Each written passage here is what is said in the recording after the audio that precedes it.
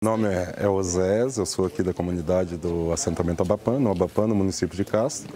Eu moro aqui já há 31 anos, né? E a gente está aqui comentando algumas coisas do que está acontecendo na agricultura familiar hoje. Só no nosso município, nossa associação hoje já se encontra com um prejuízo de quase R$100 mil perdido no campo. São aproximadamente 32 famílias que estão comercializando e nós não temos como entregar nossos produtos, né?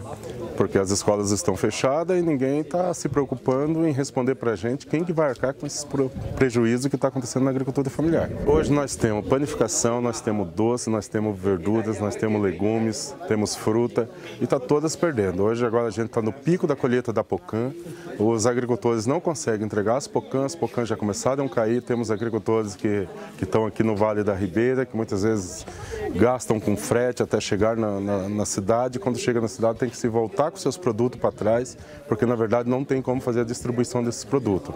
Então a perda está sendo em todos os setores. Tem um agricultor que compra a matéria-prima para produzir o pão, que tem a luz para pagar, que tem a água para pagar e não consegue porque ele não está conseguindo receber também, porque no momento em que ele não vende o produto dele, ele não consegue receber também esses produtos, né? O governo do estado ele paga conforme a prestação de conta que você entregou no decorrente do mês, mas o que está ficando, né?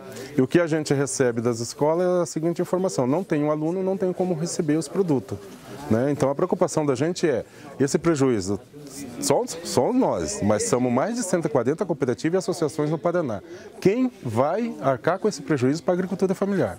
Vai ficar os agricultores novamente tendo que pagar pelo preço de uma má administração do nosso estado ou pelo preço de uma má administração do nosso país?